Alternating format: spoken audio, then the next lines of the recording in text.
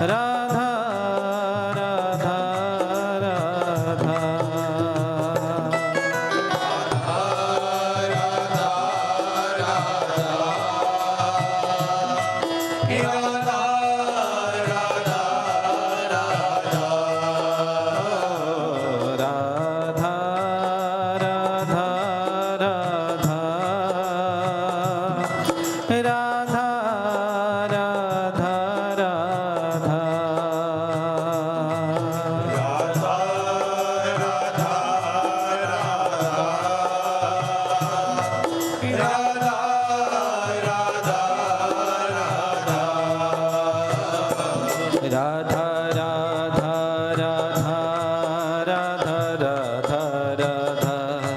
राधा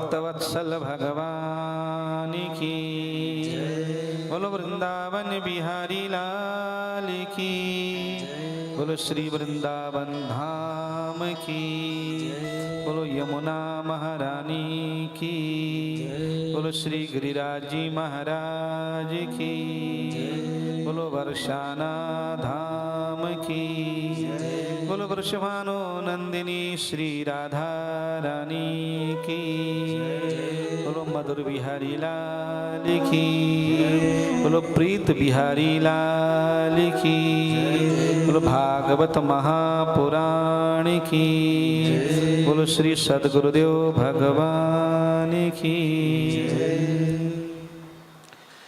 परम मंगलमय भगवत स्वरूप श्रीमद् भागवत महापुराण।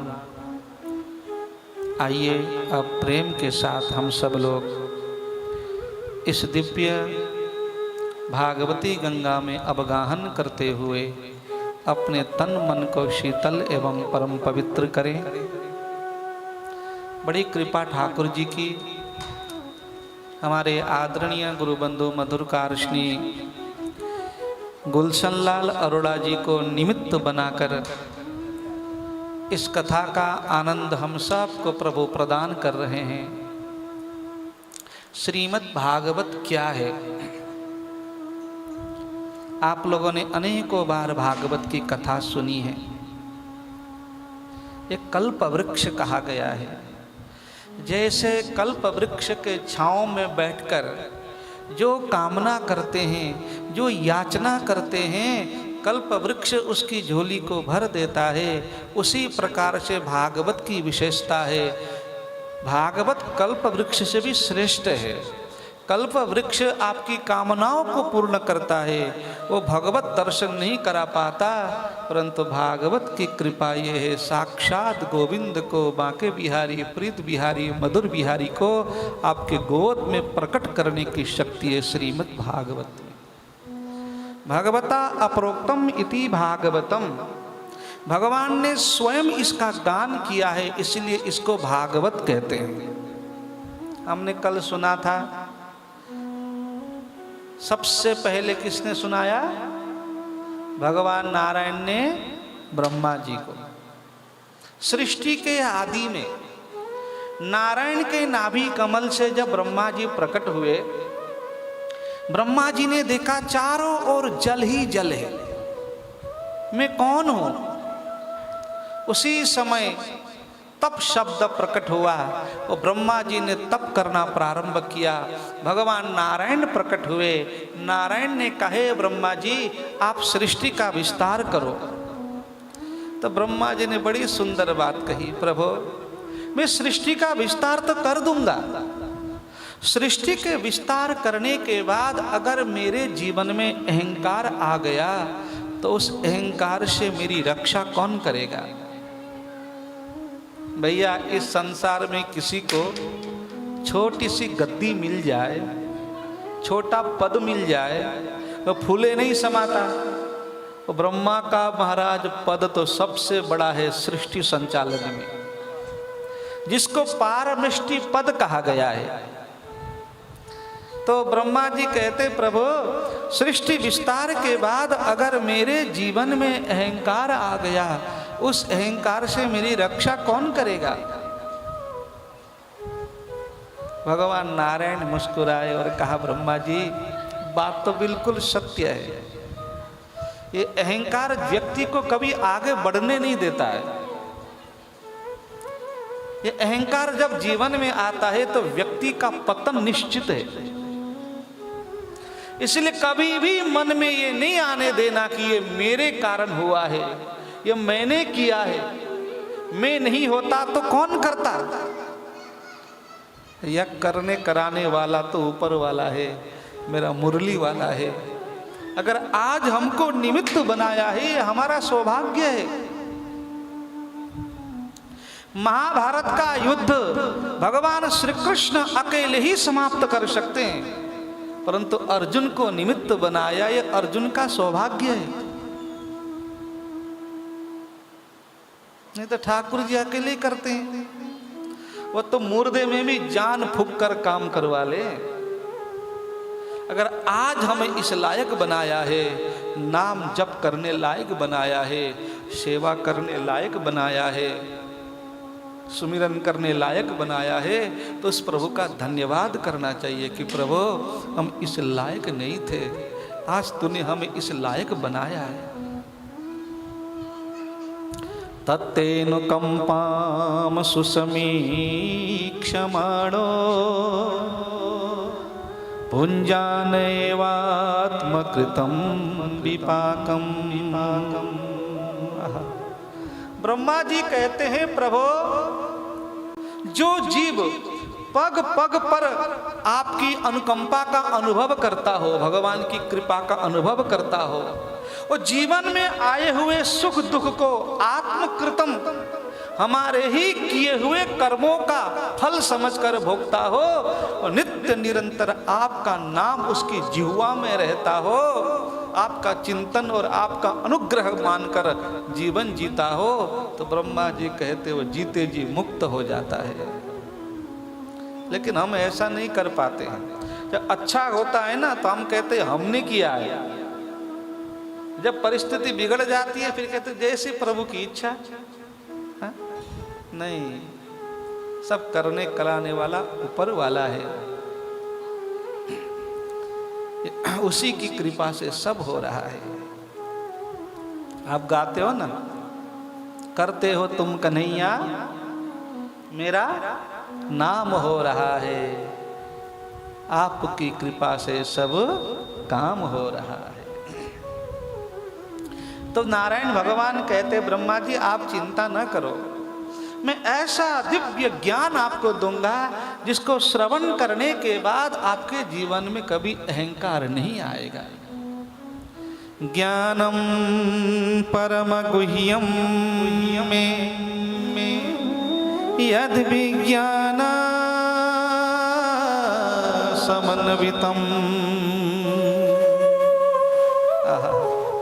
ऐसा दिव्य ज्ञान जो विज्ञान से युक्त है, ब्रह्मा जी इसको श्रवण करोगे तो जीवन में अहंकार नहीं आएगा। तो आज भगवान नारायण ने ब्रह्मा जी को चतुश्लोकी भागवत सुनाया है। अहमेवा समेवाग्रे नान्यद यद सत सत परम। बहुत लोगों को याद है चतुश्लोकी भागवत, जो मंदिर में आओ तो भागवत का एक श्लोक गा के सुना दो। कहते रोज राजसु यज्ञ और अश्वमेध यज्ञ करने का पुण्य मिलता है उसको।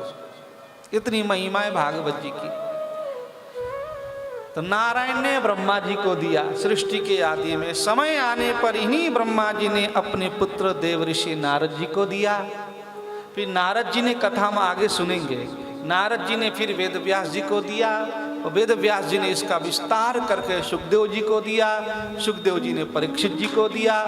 जिस समय सुखदेव जी परीक्षित जी को भागवत की कथा सुना रहे थे, गंगा का पावन तट शुक तीर्थ शुक्र ताल में, उस कथा मंडप में सूत आदि अनेकों ऋषि बैठे थे।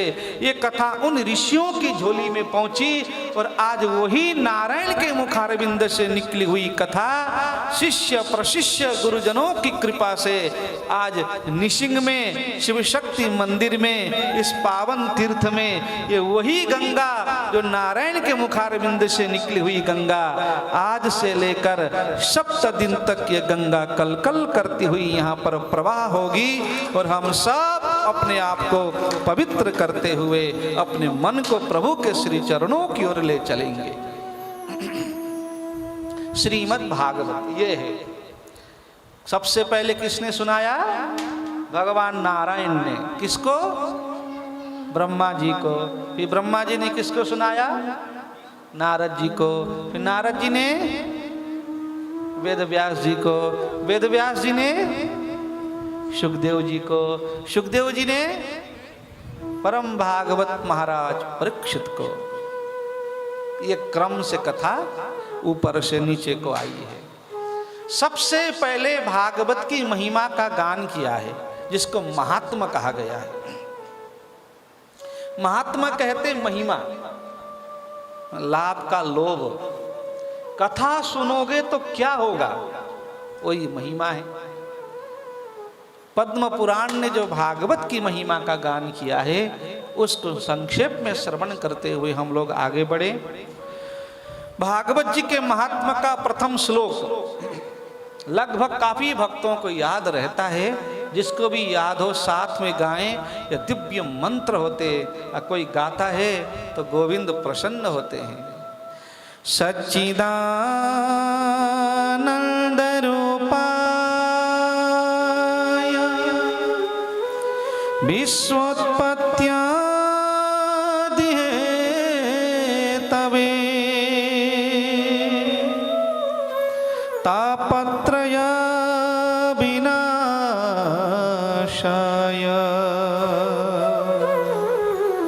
श्री कृष्णाय वयं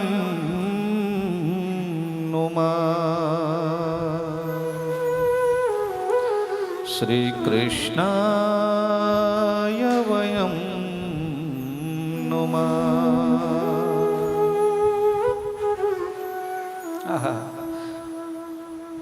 हम सब लोग भगवान श्री कृष्ण को नमन करते हैं। वो कैसे हैं?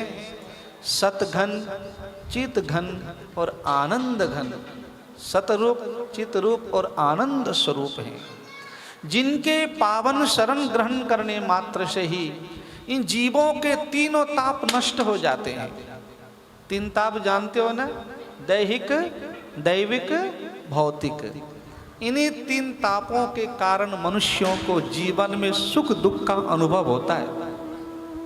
तीनों ही नष्ट हो जाते हैं, जिनसे सृष्टि की उत्पत्ति, पालन और संहार होता हो। ऐसे भगवान श्री कृष्ण को हम सब लोग नमन करते हैं, प्रणाम करते हुए नेमिषारण्य का पावन क्षेत्र गए हो। नेमिषारण्य एक माता जी गई है, इधर बाबूजी भी गए। वह सुंदर पावन क्षेत्र जहां पर 88,000 ऋषि बैठे हैं। 88,000। बताओ क्या कथा रही होगी, सोचो आप। कथा सुनने वाले भक्त बड़े बड़े 88,000 महात्मा श्रोता, तो वक्ता के रूप में सूत जी। सौनक जी ने प्रश्न किया है, हे महाराज, अज्ञान ध्वंत विध्वंस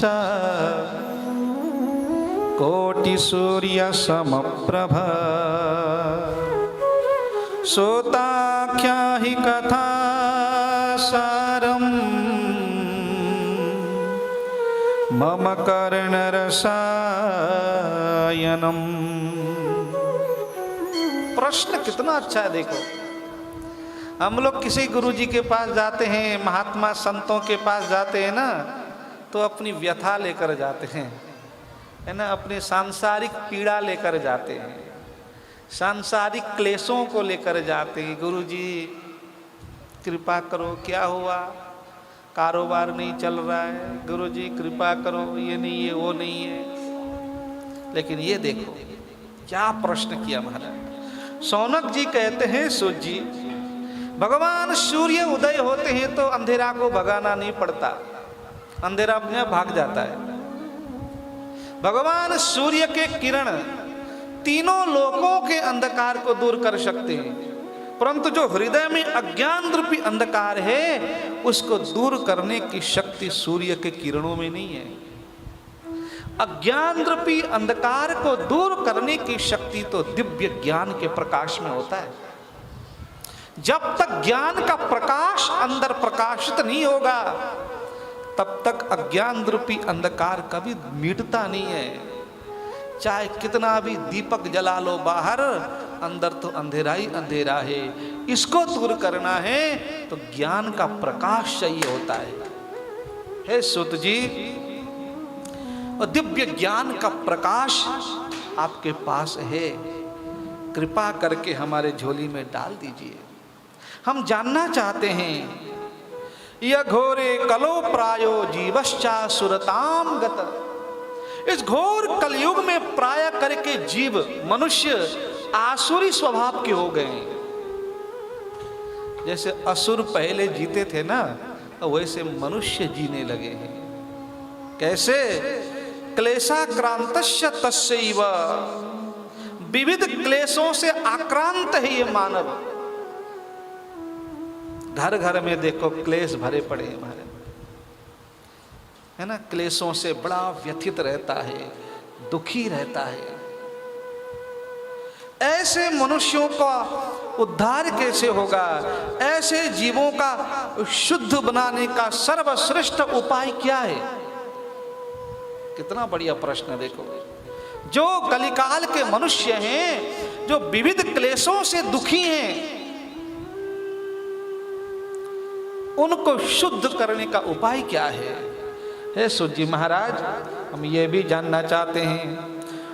कृष्ण प्राप्ति करम शाश्वत साधनम तद्वधाय धुनाः। कृपा करके आप ये बताओ, जो पवित्र को भी पवित्र करने वाला, मंगल को भी मंगल करने वाला तथा भगवान श्री कृष्ण को प्राप्ति करा देने वाला ऐसा कौन सा शाश्वत साधन है? अरे हे सूत जी, किसी को चिंतामणि मिल जाए तो संसार के जितने भी विषय भोग हैं वो प्राप्त कर सकता है। अगर किसी को कल्प वृक्ष मिल जाए तो स्वर्ग तक के विषय भोगों को प्राप्त कर सकता है। परंतु दोनों ये पदार्थ भगवत दर्शन नहीं करा पाते हैं। भगवत दर्शन कौन करा पाता है? बड़ा सुंदर, बहुत सुंदर बात कही शौनक जी कहते हैं। हे सूत जी, प्रयच्छति गुरु प्रीतो वैकुंठम योगी दुर्लभम। जिस शिष्य के ऊपर गुरु प्रसन्न हो जाए, गुरु अगर प्रसन्न हो जाए, योगियों को दुर्लभ परमपिता परमात्मा को भी शिष्य के सामने प्रकट कर देते हैं। यह शक्ति तो केवल केवल गुरु के पास ही यह शक्ति होती है। जब तक गुरु प्रसन्न नहीं है तब तक भगवत दर्शन दुर्लभ है। अगर गुरुदेव प्रसन्न हो गए, गुरु कृपा बरसने लगी, तो भगवत कृपा अपने आप बरसने लगती है। ये इसकी विशेषता है। हे सूत जी महाराज, आपके जीवन में वो गुरु कृपा प्रसाद है, कृपा करके हमारे झोली में डाल दीजिए। देखो, जो श्रोता बन के बैठे हैं ना, वो साधारण महात्मा नहीं है, बड़े बड़े ब्रह्म ऋषि हैं महाराज, एक से बढ़कर एक। सूत जी से भी विद्वान हैं। और आज सभी ऋषि सूत जी के सामने माथा टेक रहे हैं, नमन क्यों कर रहे हैं? क्योंकि सूत जी के जीवन में गुरु कृपा का कवच है। जिसके जीवन में गुरु कृपा होती है, साक्षात नारायण को भी उसके सामने झुकना पड़ता है। औरों की बात छोड़ दो आप, जिसके जीवन में गुरुवर की कृपा है, उसको कोई महाराज, उसको कोई दुर्लभ नहीं है, सब सुलभ है। हे सूत जी, कृपा करके गुरु कृपा प्रसाद आप हमारी झोली में डाल दें। उसके बाद सूत जी बोलना प्रारंभ करेंगे। आइए, हमारे स्टेट सेक्रेटरी जी कुछ सूचना दे रहे हैं, वो श्रवण करें, फिर कथा में भाग लेंगे। जय श्री राधे। भगवान की जय। ये हमारे लिए बड़े सौभाग्य की बात है कि माता मनसा देवी के चरणों में बैठ के हम भागवत कथा का अमृत पान कर रहे हैं। हमारे बीच में निस्संग नगर के चेयरमैन श्री रोमी जी सिंगला आए हैं और एक जाने पहचाने व्यक्ति डॉक्टर देवेंद्र जी। सारा गुवांड कौन नहीं जानता डॉक्टर देवेंद्र पाल जी को, उनसे भी प्रार्थना करूंगा वो भी आए और व्यासपीठ को माल्यार्पण करें। ये हमारे रोमी सिंगला महाराज श्री को फूल माला पहना के स्वागत कर रहे हैं। ताड़ियों के द्वारा स्वागत करेंगे। निस्संग के चेयरमैन हैं, धर्म के काम में सदैव आगे रहते हैं। और लाला प्रेमचंद जी सिंगला के सपुत्र हैं, साधु राम जी के पुत्र। ये हमारे निस्संग के चेयरमैन हैं। ताड़ियां बजा के स्वागत करें चेयरमैन साहब। हमारे डॉक्टर देवेंद्र पाल जी, कौन नहीं जानता, बहुत ही हंसमुख चेहरा। डॉक्टर गिरधारी लाल जी के सुपुत्र, परम श्रद्धेय डॉक्टर गिरधारी लाल जी के सुपुत्र हैं। वो भी महाराज जी से आशीर्वाद प्राप्त कर रहे हैं। और व्यासपीठ के चरणों में मैं नमन करता हूं। सभी माताओं से प्रार्थना करता हूं कि कल 3 बजे से लेकर 6 बजे तक कथा का समय है। अपने साथ अपने पड़ोस में सभी को कहें कि भागवत कथा को श्रवण करना है और इस पंडाल में आके भागवत कथा सुने। बोल श्री कृष्ण भगवान की जय।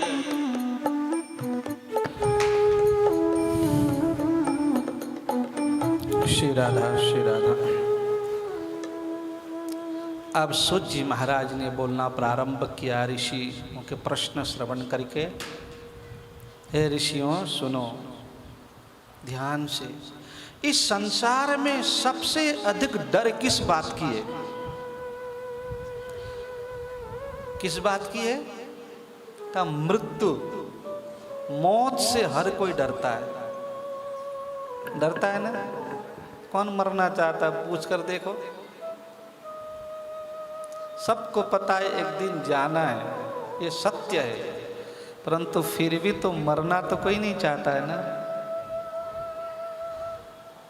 सारा जीवन निकल गया, आंखों से नहीं दिख रहा है, कानों से नहीं सुनाई दे रहा है, फिर भी मरने की इच्छा नहीं होती किसी के अंदर। मृत्यु का डर हर समय बना रहता है।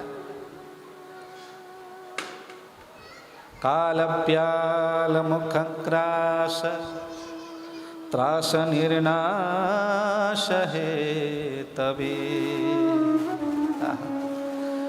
श्रीमद्भागवतं शास्त्रं कलौकीरेण भाषितम्। काल रूपी ब्याल कहते सर्प मुंह खोल के पड़ा हुआ है महाराज। एक एक व्यक्ति उसके मुंह में जा रहा है, फिर भी ये जीव सावधान नहीं होता है। पता नहीं कब जाना पड़े, पता है समय का। कई लोग बढ़िया भोजन पानी करके रात्रि को सोते हैं, सवेरे उठते ही नहीं है। फिर भी जीवन में अहंकार लेके जी रहे हैं। देखो आप, कोई पता नहीं समय का, कोई पता नहीं है कल क्या हो परसों क्या हो, परंतु मन में इतना द्वेष, इतनी ईर्ष्या, क्या है? इसलिए सावधान हो जाओ। ये जीवन रूपी सूर्य कब अस्त हो जाए कोई पता नहीं है। इसलिए अधिक से अधिक प्रभु का सुमिरन करो, सेवा करो, यही जीवन का सत्य है। यही सत्य है। तो क्या भागवत की कथा मृत्यु से बचाती? नहीं, मृत्यु से बचाती तो नहीं है। तो मृत्यु अच्छी मृत्यु प्रदान करती है, आपकी मृत्यु को सुधारती है भागवत। अरे जिसकी मृत्यु सुधर गई उसका पूरा जीवन सुधर गया, जिसकी मृत्यु बिगड़ गई उसका पूरा जीवन बिगड़ गया। तो भागवत सुनने से आपकी मृत्यु अच्छी होगी, आपका जीवन अच्छा होगा, आपके जीवन में प्रकाश होगा, आपके जीवन का अंधकार दूर होगा। इसलिए सूत जी कहते ऋषियों, श्रीमद्भागवतं शास्त्रं कलौकीरेण भाषितम्। इसी मृत्यु रूपी भय को दूर करने के लिए कलिकाल में सुखदेव जी ने श्रीमद् भागवत का गान किया है। ऋषियों, ये जो कथा में आपको सुनाने जा रहा हूं ना, ये कथा देवताओं को भी दुर्लभ है। शौनक जी ने कहा महाराज ऐसा कैसे संभव हो सकता है? सूत जी कहते ऐसा ही तो हुआ। कब हुआ? का उस समय। किस समय? जिस समय सुखदेव जी परीक्षित जी को कथा सुनाने के लिए शुक तीर्थ में बैठे थे, शुक्र ताल में। देवता आए, ऐसे नहीं आए तो क्या लेके आए पता है? क्या लेके आए? हाँ, रुपया? क्या निशिंग वाला बताओ ना, कितनी कथा सुनी आपने? अमृत का कलश लेके आए थे देवता, ऐसे बीच में रख दिया। सुखदेव जी ने देखा, देवताओं ने नमन किया। सुखदेव जी ने पूछा महाराज कौन कैसे? महाराज हम देवता हैं, देखो हम अमृत का कलश लेके आए, तो आप परीक्षित जी को ये अमृत पिला दो, बदले में आप हमें भागवत की कथा सुनाओ। बताओ, अमृत जैसा अमूल्य रत्न लेकर आए थे देवता। सुखदेव जी ने देवताओं को फटकार लगाई, देवताओं अगर तुम श्रद्धा से श्रोता बन के आते तो मैं जरूर तुमको कथा सुनाता, परंतु तुम तो सौदागर बन के आए हो, तुम तो व्यापारी बन के आए हो, और तुमको व्यापार भी करना नहीं आता। कैसे? सुखदेव जी कहते हे देवताओं, क्व सुधा क्व कथा लोके क्व काच क्व मणिर्महा। देवताओं तुम्हारे पास जो अमृत है ये कांच के टुकड़े के समान है, और मेरे पास जो कथा रूपी अमृत है ये मणि के तुल्य है। कोई व्यक्ति कांच का टुकड़ा लेकर किसी ज्वेलरी के पास जाए और जाकर कहे महाराज ये कांच का टुकड़ा रख लो और बदले में मुझे बढ़िया डायमंड दो, देगा? हाँ, ऐसे देवता कर रहे हैं। देवता अमृत लेकर आए हैं और कहते हैं ये अमृत परीक्षित को पिला दो और बदले में आप हमें भागवत दो, आप हमें सुनाओ भागवत की कथा। बताओ। तो सुखदेव जी कहते तुम्हारे पास जो अमृत है ये तो कांच के टुकड़े के समान है, और मेरे पास जो कथा रूपी अमृत है ये मणि तुल्य है, जाओ यहां से। देवताओं ने अमृत का कलश उठाया, रोते रोते ब्रह्मा बाबा के पास सत्यलोक पहुंच गए, ब्रह्मलोक। ब्रह्मा जी ने कहा क्या हुआ? देवता कहते ब्रह्मा जी हमारे साथ न्याय नहीं हुआ, अन्याय हुआ। क्यों? देखो ना सुखदेव जी मनुष्यों को तो कथा सुना रहे हैं, हम देवता होकर भी हमें कथा में बैठने नहीं दिया, भगा दिया। अमृत लेकर गए थे। ब्रह्मा जी ने कहा जरा रुक जाओ, 7 दिन के बाद देखते हैं। जैसे 7वें दिन परीक्षित जी को परम पद प्राप्त हुआ, ब्रह्मा बाबा चक्कर में पड़ गए। हे भगवान, जिस परम पद को पाने के लिए बड़े बड़े ऋषि, बड़े ज्ञानी, ध्यानी, योगी, यति, बड़े बड़े महात्मा हिमालय की गिरी गुफाओं में बैठकर हजारों हजार वर्षों तक समाधि में रहते हैं, तब भी कोई गारंटी नहीं है कि उनको वो पद मिल जाए। केवल 7 दिन में भागवत की कृपा से वो परम पद कैसे मिल सकता है? ब्रह्मा जी ने कहा देवताओं, हे ऋषि मुनियों, सभी धर्म ग्रंथ लाओ। सत्यलोक में मंगवाया गया, सारे वेद, उपनिषद, सब सारे पुराण, तराजू। ब्रह्मा जी ने बहुत बड़ा तराजू मंगवाया, एक पड़ले में सभी धर्म ग्रंथ रख दिए, एक तरफ श्रीमद् भागवत जी को रखा, और जैसे ही ब्रह्मा जी ने तराजू को उठाया एक घटना और घटी। लघोन्यन्यानि जातानि गौरवेण इदं महा तदा ऋषिगणा सर्वे विस्मयं परमं ययो।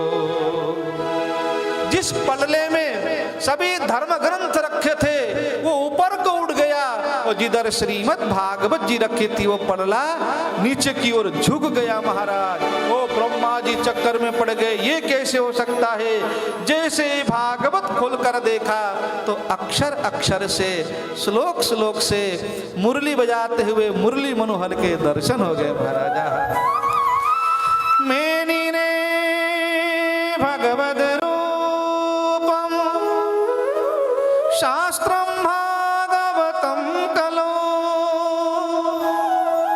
ब्रह्मादि देवताओं ने घोषणा कर दी, भैया ये केवल शास्त्र नहीं है, ये तो साक्षात भगवान का वांगमयी स्वरूप है। कलिकाल के मनुष्यों को कल्याण करने के लिए भगवान श्रीमद् भागवत में प्रवेश कर गए हैं। बोलो भागवत महापुराण की जय। समझ में आ रही है कथा? पीछे वालों आ रही है? हाँ। अब फिर सूत जी कहते ऋषियों, यद्यपि देवऋषि नारद जी ने श्रीमद् भागवत की कथा ब्रह्मा जी से सुनी है, परंतु वो कथा साप्ताहिक कथा नहीं थी, विस्तार से खूब सुना था। परंतु जो 7 दिन में सुनने की जो परंपरा है, ये नारद जी को सनत कुमारों ने सुनाई। अच्छा महाराज, सनत कुमार और नारद जी की भेंट कहाँ हुई? ये कथा क्यों हुई? किस लिए हुई? अब हमें ये कथा सुनाइए। तब सूत जी ने वो कथा सुनाई है। ऋषियों सुनो। एकदा हि विशालायां चत्वार ऋषयो मला। एक समय की बात है, विशालापुरी कहते बद्रीनाथ धाम। गए हो? बद्रीनारायण कौन कौन गया है? 1 2 3 4 लोग गए निशिंग में, और भी गए होंगे 5। बद्रीनारायण, हाँ हाँ हाँ, बड़ा दिव्य स्थान है जहाँ नर नारायण तप करते हैं महाराज। अद्भुत। अलकनंदा का पावन तट, व्यास जी का जहाँ आश्रम है ना, वहाँ की कथा है। 4 ऋषि, सनक, सनंदन, सनातन, सनत कुमार, ये ब्रह्मा जी के पुत्र घूम रहे थे। क्यों घूम रहे थे? कहते हैं कि ऐसे नहीं घूम रहे थे, सत्संगार्थम, सत्संग के लिए।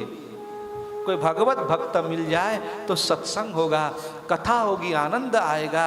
तो वो भगवत भक्तों को ढूंढ रहे थे, कोई संत मिल जाए, कोई भगवत भक्त मिल जाए। क्योंकि महाराज इन कथा के बिना ये रह नहीं सकते हैं। अगर कोई नहीं मिलता ना तो 4 भाई हैं, 3 भाई नीचे बैठ जाते, एक ऊपर बैठ जाते, जो कथा सुनाते तीनों वो सुनते। इतने दीवाने महाराज ये कथा के, सत्संग के। तो सत्संग की तलाश कर रहे थे, ढूंढ रहे थे। तो देखा दूर से देवऋषि नारद आ रहे हैं। ओ महाराज, 4 ऋषि गदगद, आज तो नारद जी आ रहे हैं, बढ़िया कथा होगी, बढ़िया सत्संग होगा। दौड़ते हुए नारद जी के पास पहुंचे तो देखा वो महाराज नारद जी बड़े दुखी, मुंह लटका हुआ। सनत कुमार आश्चर्यचकित हो गए, जिसका चिंतन करने से मनुष्यों की चिंता दूर हो जाती है, ऐसे नारद जी इतने चिंतित? पूछा सनत कुमारों ने, कथम ब्रह्मन् दीन मुख कुतश्चिंता तुरो भवा। हे ब्रह्मन, हे देवऋषि, आपका मुंह इतना दीन क्यों दिखाई दे रहा है? आप इतने चिंतित क्यों हो? क्या कारण है चिंता का? कहां से आ रहे हो, कहां जा रहे हो? नारद जी ने प्रणाम किया, क्योंकि नारद जी के बड़े भाई हैं। प्रथम पुत्र सनत कुमार है, 10वें पुत्र नारद जी है ब्रह्मा जी के। तो बड़े भाइयों को नमन किया। नारद जी ने कहा, हे ऋषियों, क्या बताऊं आपको, मैं अपने दुख से दुखी नहीं हूं, किसी और के दुख से दुखी हूं। ये भगवत भक्तों के लक्षण हैं। जो अपने दुख से दुखी है वो हम लोग हैं, और जो दूसरों के दुख से दुखी है वो भगवत भक्त हैं। हाँ, हमको तो हमारी व्यथा खत्म नहीं होती, कथा कहाँ से सुन पाएंगे? कथा में भी बैठे हो ना तो मन व्यथा में भग रहा है। जीवों की तो व्यथा ही होती है, कथा तो भगवान की होती है ना?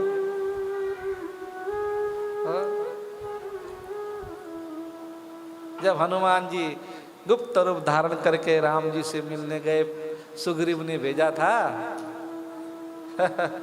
तो राम जी ने सारी अपनी भाई पूछा, ब्राह्मण बन के हनुमान जी आए थे ना, भाई भेष बदल के, पता करो ये गुप्तचर तो नहीं है बाली के। राम जी ने सारी कथा सुनाई। तब राम जी ने फिर हनुमान जी से कहा, राम जी तो जानते थे विप्रवर, आप भी तो अपनी कथा सुनाओ। तब हनुमान जी ने रोते हुए कहा था, प्रभु कथा तो आपकी होती है, भगवान की, जीवों की तो व्यथा ही होती है, कथा कहाँ होती है। मैं किसी की व्यथा लेके आया हूं। किसकी व्यथा? तो सुग्रीव की व्यथा सुनाई थी। आहा, है ना। तो नारद जी कहते, ऋषियों मैं किसी और के दुख से दुखी हूं। किसके दुख से? तो कथा प्रारंभ हुई। मैं भगवान नारायण के पास गया, प्रभु नारायण से हाथ जोड़कर कहा, प्रभु मुझे कथा सुननी है, मुझे सत्संग चाहिए। तो भगवान नारायण ने कहा, नारद जी कथा सुननी है, सत्संग सुननी है तो आपको मृत्यु लोक में जाना पड़ेगा, भूलोक में, पृथ्वी लोक में। ये सुख, ये आनंद वहां बरसता है।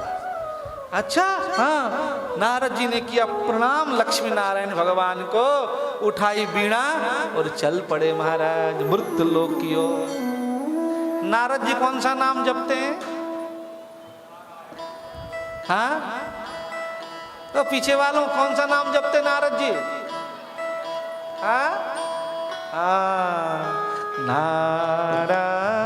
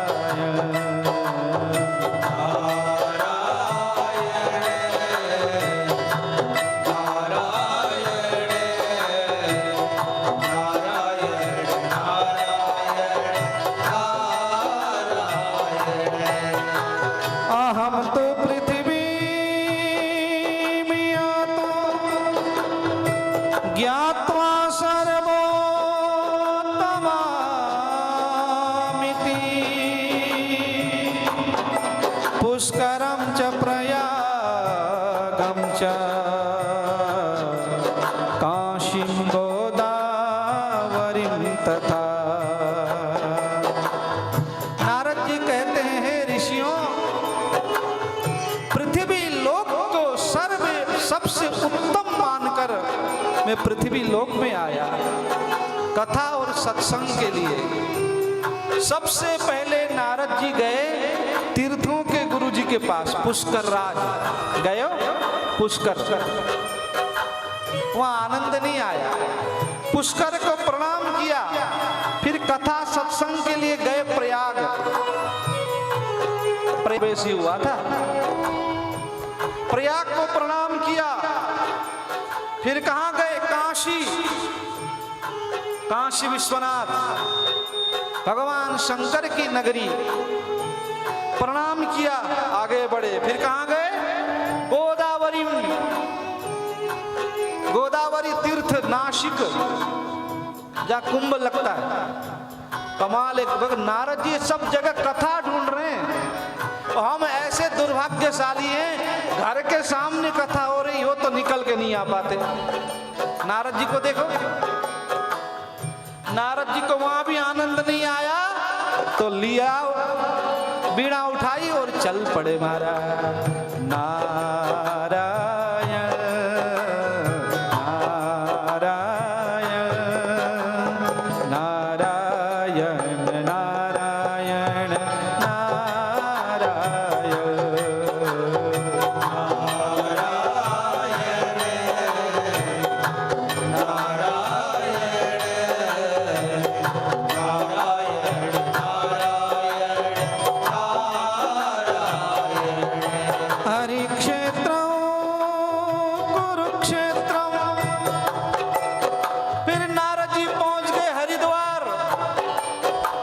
हरिद्वार तो सब गए होंगे, है ना? हाँ, वहां जाने के तो कई बहाने मिल जाते हैं ना।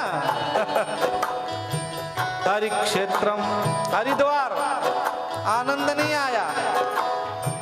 हरिद्वार के बाद कहाँ आए? कुरुक्षेत्रम। कहाँ है? कुरुक्षेत्र। नारद जी पड़ोस में कुरुक्षेत्र भी आए कथा के लिए, सत्संग के लिए। नारद जी कुरुक्षेत्र तो गए हो ना? हाँ, क्या हुआ था वहां? हाँ, और क्या हुआ था? बस महाभारत तो पता है कि युद्ध हुआ था ना। गीता जी का दिव्य ज्ञान का प्राकट्य स्थान, राधा कृष्ण 100 वर्ष के बाद मिलन। युद्ध तो याद रहता, महाभारत हुआ था, है ना? वही महाभारत फिर चल रहा है घर घर में। यहाँ की बात नहीं है, निसिंग में तो बड़ा आनंद है। कुरुक्षेत्र आए, आनंद नहीं आया, फिर बीड़ा उठाई और चल पड़े महाराज। नारायण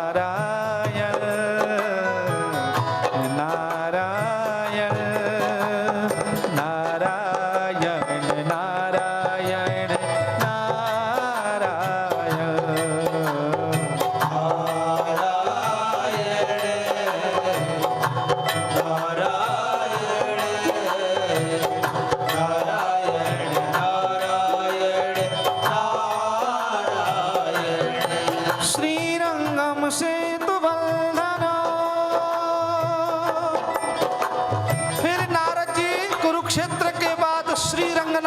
दक्षिण भारत गए, श्री रंगनाथ जी।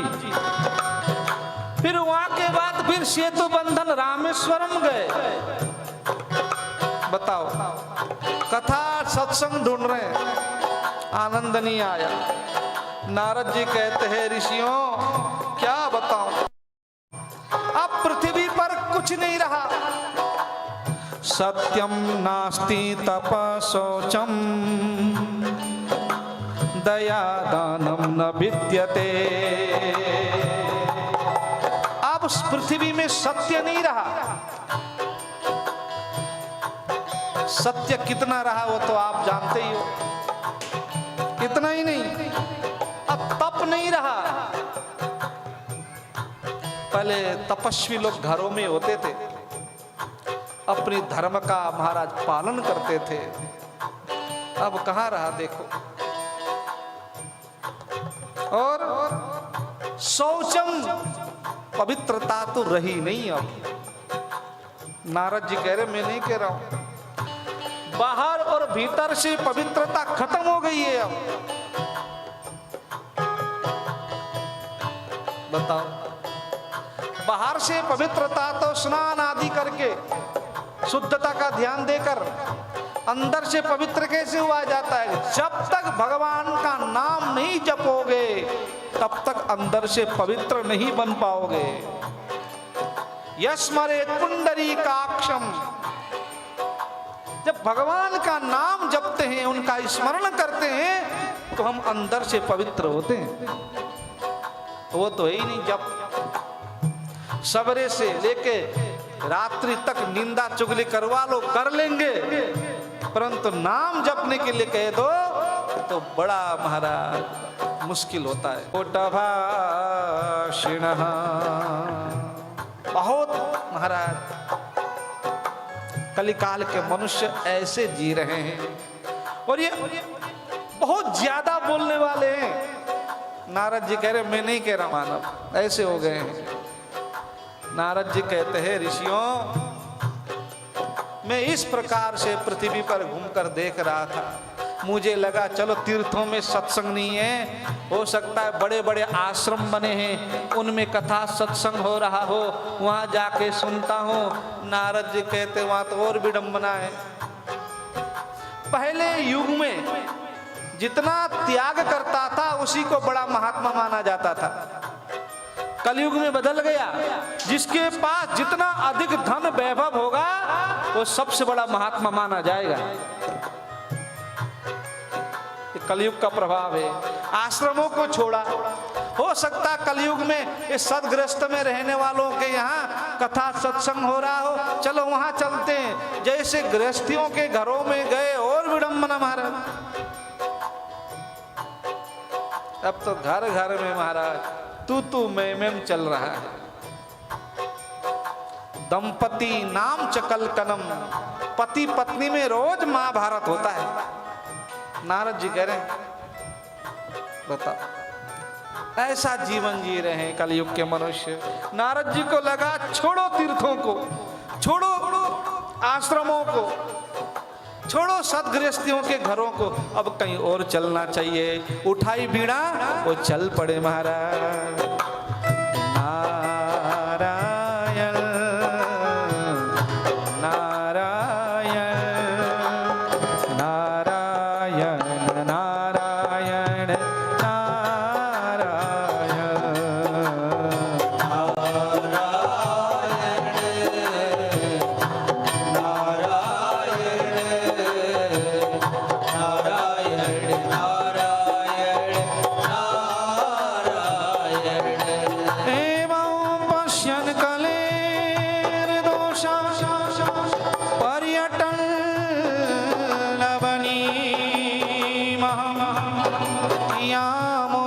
तटमापन्नो यत्र लीला हरिरभो। और नारद जी कहाँ गए? हाँ, यामुनम तटमापन्नो। नारद जी अब बीड़ा उठाए सीधे चल पड़े श्रीधाम वृंदावन के लिए। कमाल है देखो, नारद जी कहते सभी तीर्थों में घूमा, वृंदावन तीर्थ नहीं है। नहीं तो तीर्थों में वृंदावन का नाम आता ना, नहीं, सब छोड़ने के बाद वृंदावन गए। आहा, वृंदावन जैसे ही गए, कल कल यमुना की पावन धारा, आगे आगे मोर नाच रहे हैं। नारद जी गौर से किसी मोर को देखते हैं, किसी दिव्य महात्मा प्रकट होकर नारद जी को प्रणाम करते हो और नारद जी नमन करते हैं। आगे बढ़ रहे थे, किसी पेड़ के नजर पड़ती वृक्ष में तो बहुत बड़े सिद्ध संत ऐसे नारद जी को प्रणाम करते, नारद जी सारा दुख भूल गए। और नारद जी की बीड़ा में तो नारायण नारायण, तो वृंदावन के कण कण से एक ही नाम निकलता है। कौन सा नाम? कौन सा नाम? वृंदावन में एक ही नाम लिया जाता है। कमाल है ना? श्री राधा राधा राधा, श्री राधा राधा राधा, श्री राधा राधा राधा,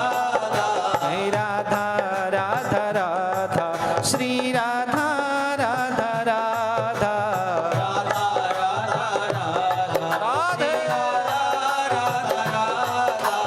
राधा राधा राधा, श्री राधा राधा राधा, श्री राधा राधा राधा राधा, जय राधा राधा राधा।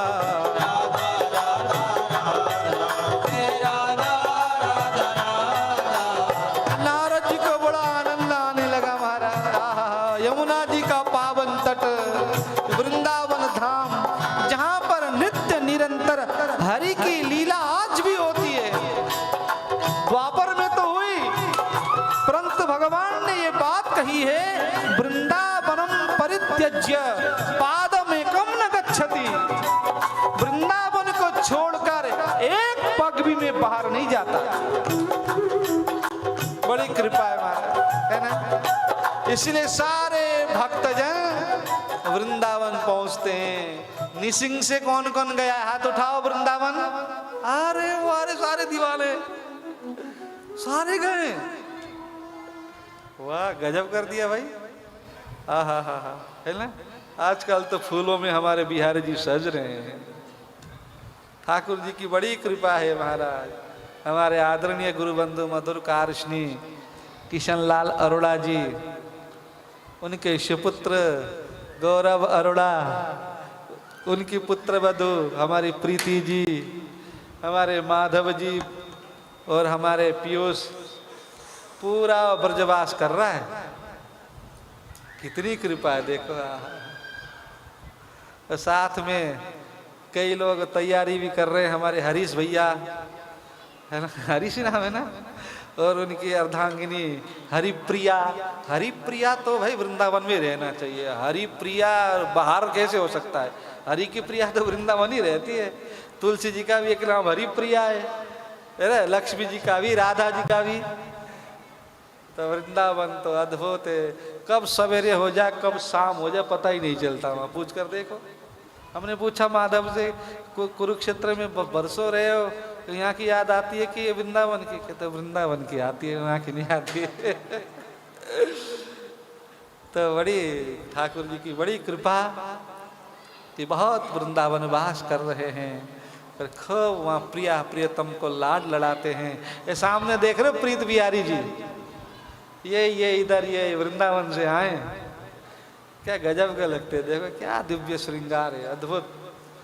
हमारे गौरव भैया का भाव देखो, पूरे ठाकुर जी के छवि में उतर जाती है, श्री जी के छवि में।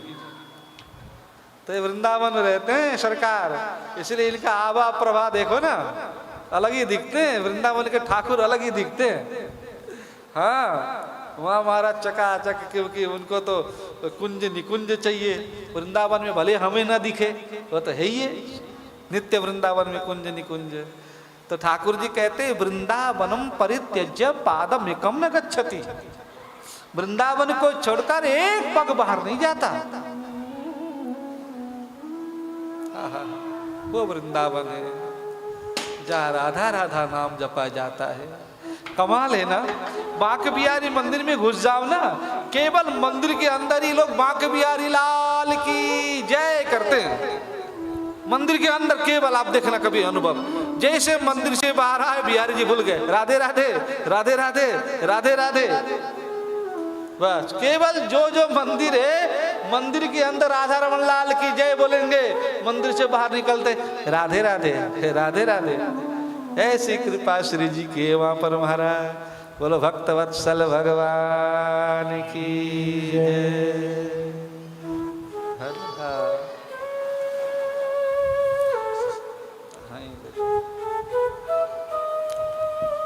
तो वृंदावन का ये पावन, जहाँ पर नारद जी अद्भुत आनंद ले रहे हैं। हमारे गुरु बंधु आदरणीय मधुर कार्षणी सचिन जी गोयल, ये आप सबको निमंत्रण देने आए। करनाल में कथा होगी, तो ये हमारे वहाँ के मुख्य यजमान हैं।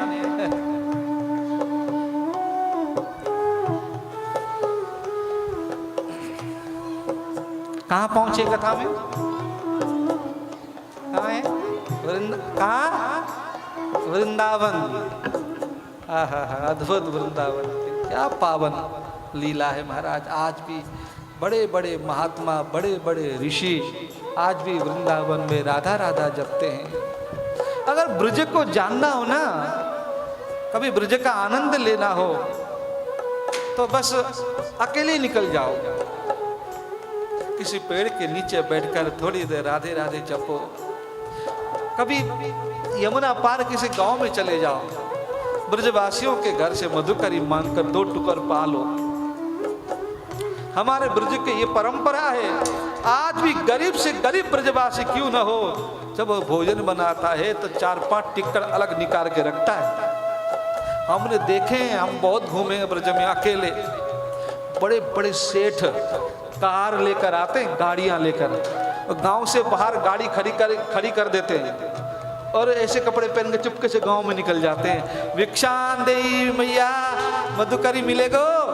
और ब्रजवासियों का ऐसा महाराज प्रेम होता है, घर में कोई बड़ा हो न हो, बालक भी हो तो अंदर से रोटी लेकर आएगा, बढ़िया टिक्कड़ होती है मोटी सी।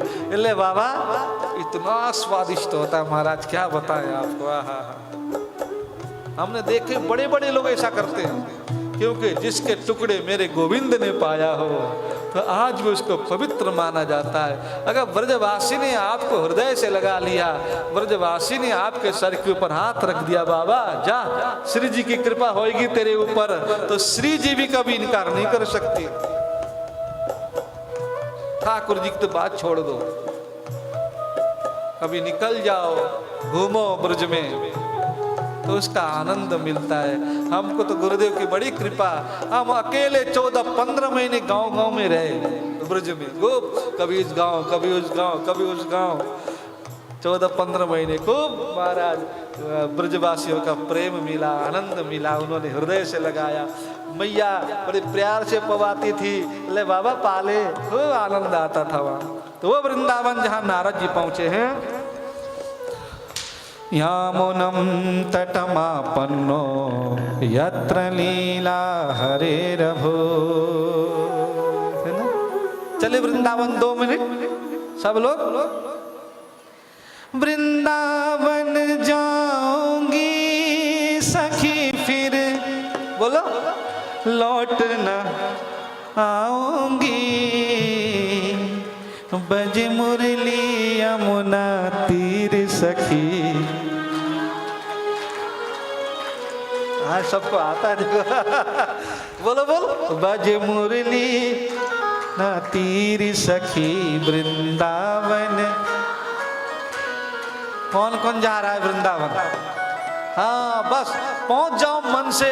बिहारी जी बंगले में बैठे हैं, श्री जी बैठी हैं, यमुना जी बह रही हैं, मन में ऐसा भाव बनाओ, आहा देखो क्या दिव्य वृंदावन है, क्या आनंद है। आइए हरि बोल।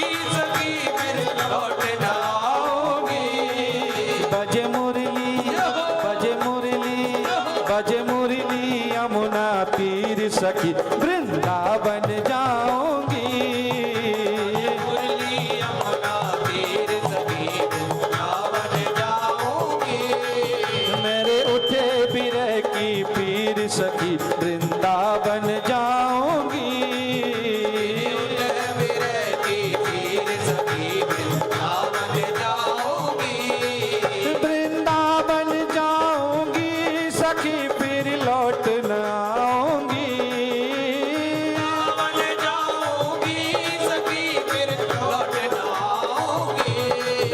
बज मुरली बज मुरली बज मुरली यमुना तीर सखी वृंदावन जाऊंगी, मुरली यमुना तीर सखी वृंदावन जाऊंगी। हरि बोल।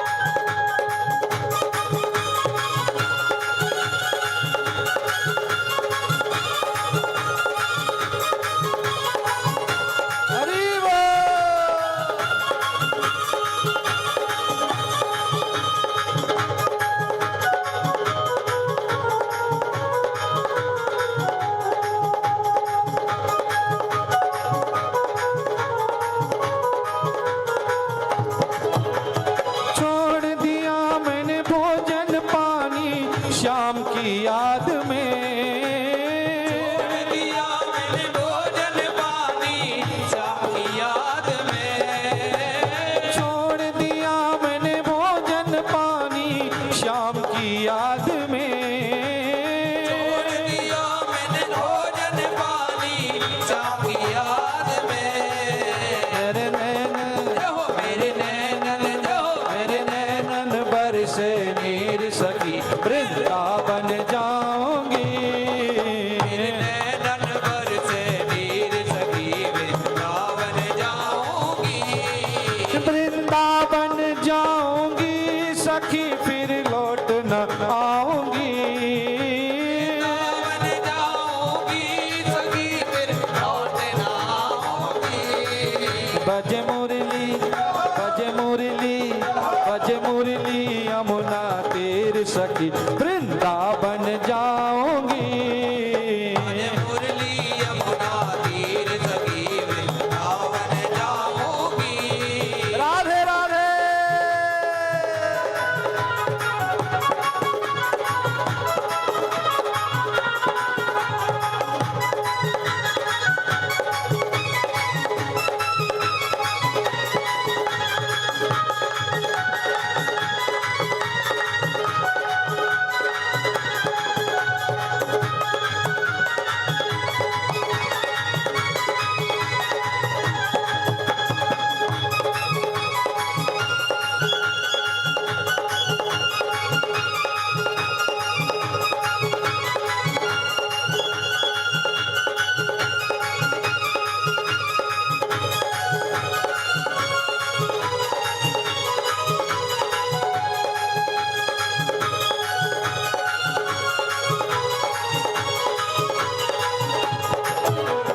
नैन लड़े मेरे गिरधर से बाबरी हो गई,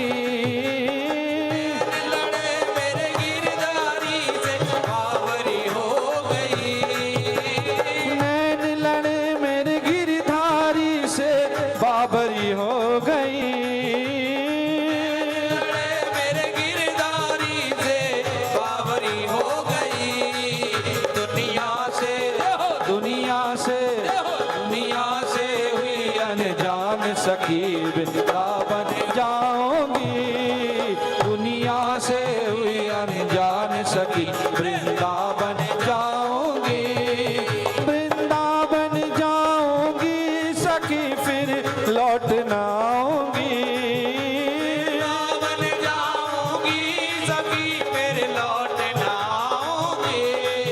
बज मुरली बज मुरली बज मुरली यमुना तीर सखी वृंदावन जाऊंगी, मुरली यमुना तीर सखी वृंदावन जाऊंगी, बज मुरली यमुना तीर सखी वृंदावन जाऊंगी, मुरली यमुना तीर सखी वृंदावन जाऊंगी, मेरे उठे बिरह की पीर सखी वृंदावन जाऊंगी, मेरे उठे बिरह की पीर सखी वृंदावन जाऊंगी।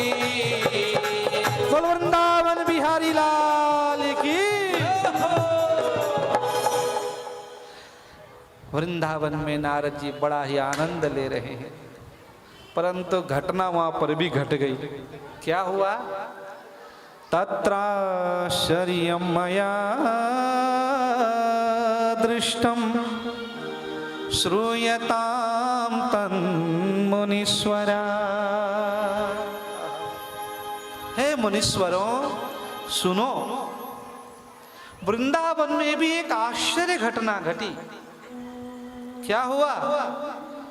एका तु तरुणी तत्र निसन्ना खिन्नमानसा। एक युवती तरुणी, उसके गोद में दो वृद्ध सो रहे थे। तमाम देवियां उनकी सेवा में लगी थी।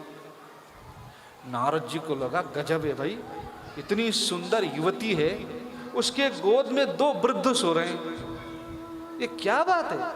नारद जी उसी ओर निकले। नारद जी को देखकर देवी ने आवाज लगाई, हे महात्मन रुक जाओ, हे नारद जी रुक जाओ। रुक गए। पूछा नारद जी ने, देवी तुम कौन हो? काश्यत्वम का भीमो, ये सब कौन है? ये गोद में सोई ये कौन है?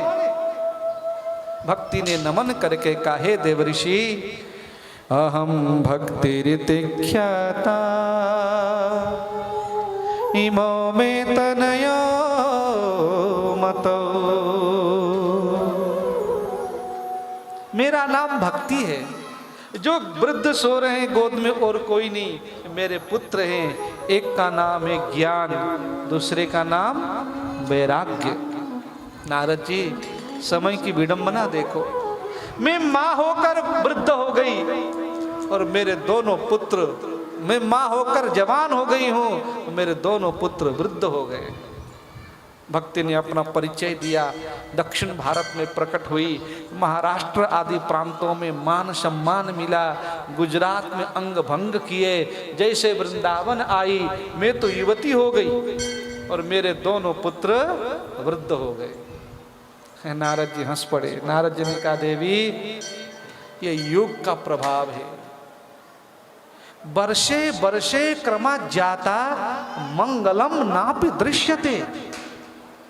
अभी तो बहुत मंगल कार्य हो रहे हैं, प्रति वर्ष ये मंगल कार्य घटते ही चले जाएंगे। यज्ञ होंगे, कथा भी होगी, उसमें सार नहीं होगा। लोग कथा करवाएंगे, यज्ञ करवाएंगे तो केवल केवल अपने नाम के लिए करवाएंगे। कोई भगवत प्राप्ति के लिए, देश कल्याण के लिए, समाज कल्याण के लिए कोई आगे नहीं आएगा। देखो आप,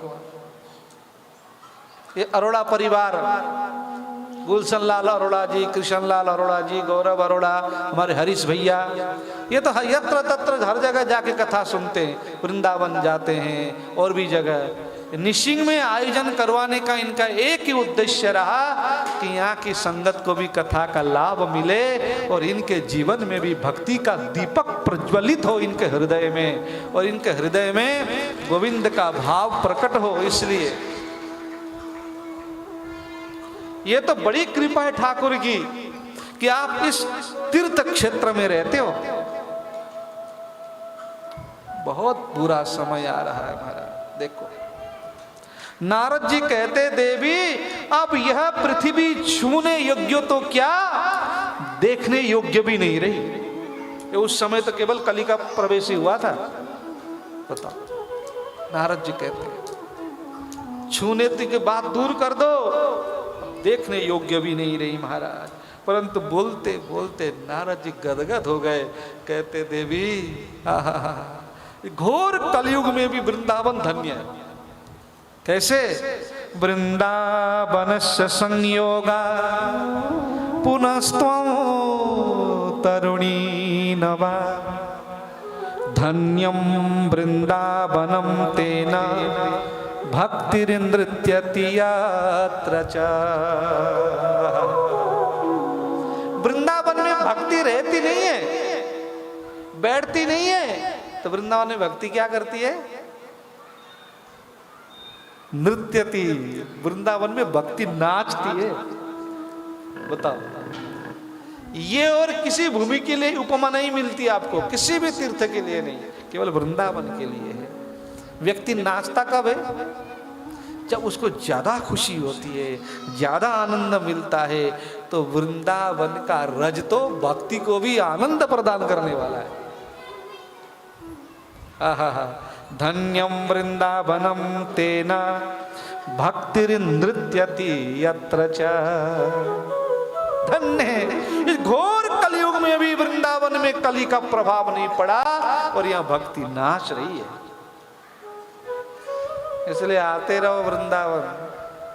हाँ, बस जब थोड़ा गड़बड़ लगे तो पहुंच जाओ बिहारी जी के चरणों में, राधा वल्लभ लाल जी के चरणों में, यमुना जी के दर्शन करो और फिर भगवान की एक नजर पड़ गई, बात काम बन गया। फिर है ना, फिर आ गए। अद्भुत महाराज वो वृंदावन। अद्भुत है। वृंदावन के लिए एक बड़ा प्यारा श्लोक आता है, ध्यान से सुनना। भ्राता तिष्ठ तले तले बिटपिनाम ग्रामेषु भिक्षामटा। ऋषि संत कहते भैया वृंदावन में कमरा न मिले, तुमको पेड़ के नीचे रहना पड़े तो रह लेना। भ्राता तिष्ठ तले तले बिटपिनाम, बिटप के तले नीचे रह लो, परंतु वृंदावन मात्यज, वृंदावन को मत छोड़ो। तो खाएं क्या? ग्रामेषु भिक्षामटा। अरे ब्रजवासियों के घर में जाओ, मधुकरी मांग कर 2 टुक ले आओ और पालो, और पेड़ के नीचे रहना पड़े कोई फर्क नहीं पड़ता, परंतु वृंदावनम मात्यज, वृंदावन को मत छोड़ो। सम्मानम कलयाति घोर गरलम नीचापमानम सुधा। वृंदावन देखो, वृंदावन में जाओ, कहते हैं किसी ने अपमान कर दिया ना आपका, तो समझो कि आज मुझे अमृत मिल गया। नीच अपमानम सुधाम। कोई छोटा सा छोटा व्यक्ति ने अभी आपका अपमान कर दिया तो वृंदावन में बस बुरा मत मानना। संत ऋषि कहते हैं ये मानना कि आज मुझे तो अमृत मिल गया। और सम्मानम कलयाति घोर गरलम,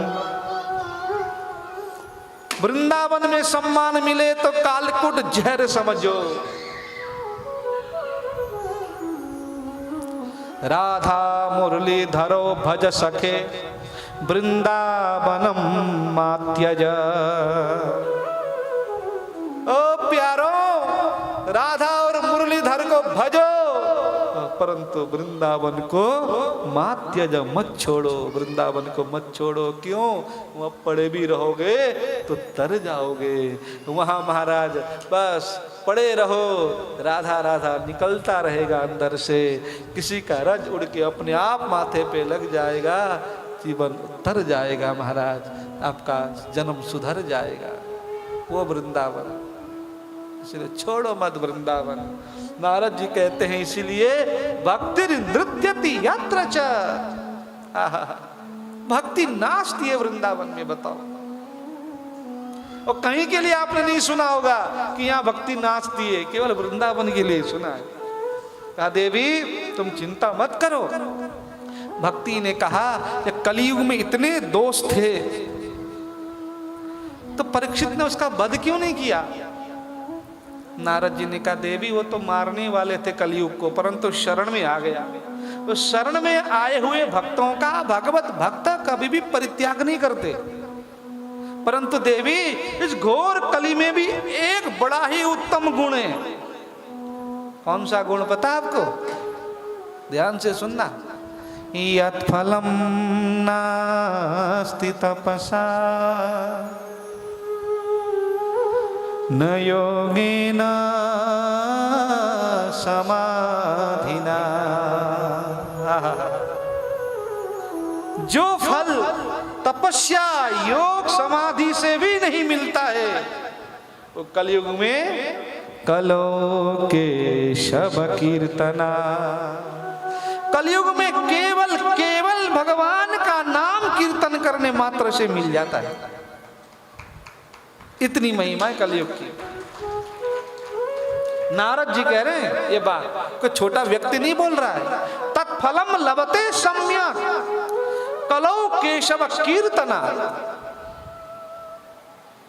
अरे निशिंग वालों कर लो कीर्तन। इतना सुंदर स्थान बना हुआ है महाराज, देखो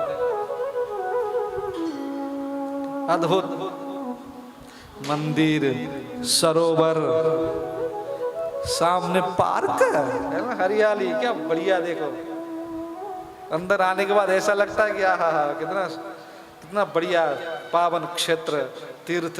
कितने तीर्थों का जल है? 21 है ना? हाँ, यहीं वालों को नहीं पता था, हम कैसे बताएं? हाँ 68 68 68 तीर्थों का जल है ये पावन सरोवर में। वो कौन से ऋषि हैं?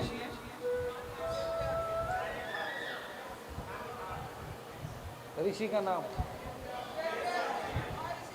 महर्षि वेदव्यास, जिन्होंने श्रीमद् भागवत को विस्तार किया, जिन्होंने 18 पुराण लिखे।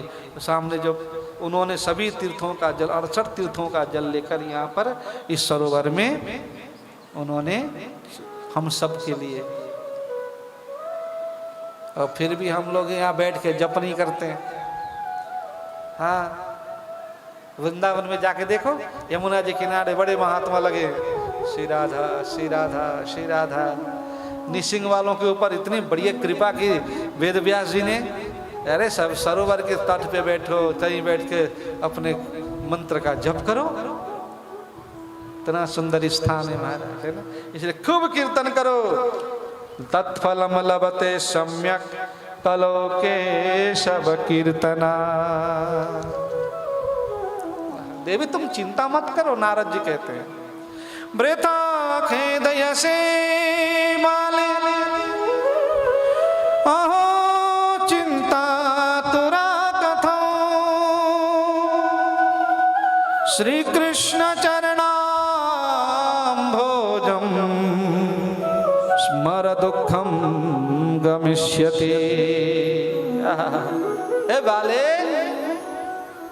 तुम व्यर्थ ही चिंता कर रही हो। श्री कृष्ण चरणाम भोजम स्मरा, भगवान श्री कृष्ण के चरणों का स्मरण करो। इससे क्या होता है? का दुखम गमिष्यति, संपूर्ण दुख नष्ट हो जाते हैं। ये दुख की दवाई है ये।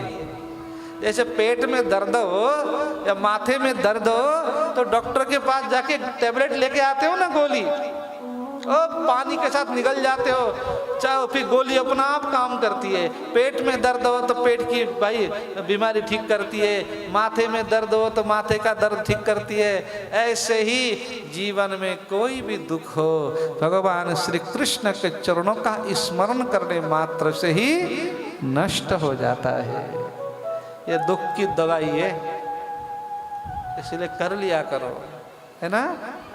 देवी तुम चिंता मत करो, ज्ञान और वैराग्य को जगाने का प्रयास करने लगे महाराज। वेद वेदांत घोषेश्य गीता पाठेर मुहुर्मुहु। वेद ध्वनि की, वेदांत का घोष किया, बार बार गीता पाठ करके सुनाया। थोड़ी सी चेतना तो आती है, फिर मूर्छितों के गिर पड़ते हैं। आकाशवाणी हुई, हे देवर्षि कोई सत्कर्म करो। कौन बताएगा? कोई संत, कोई महात्मा बताएंगे।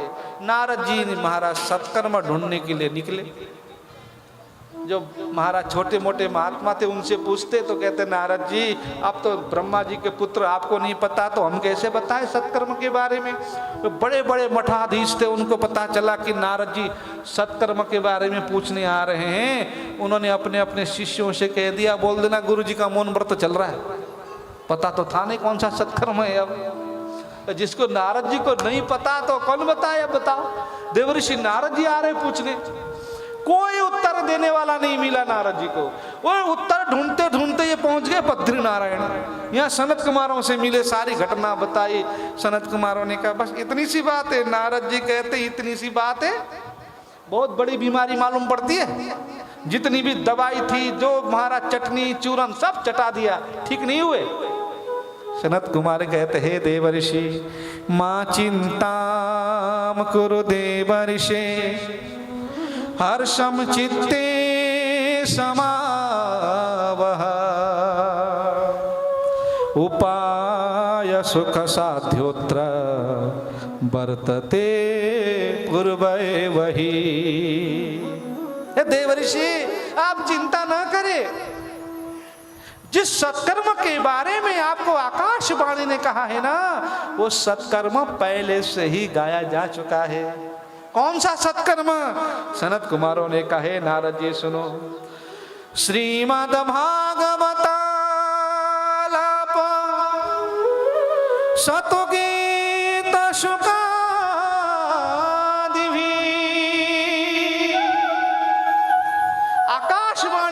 जिस सत्कर्म के बारे में आपको संकेत किया है वो है श्रीमद् भागवत सप्ताह भक्ति ज्ञान यज्ञ।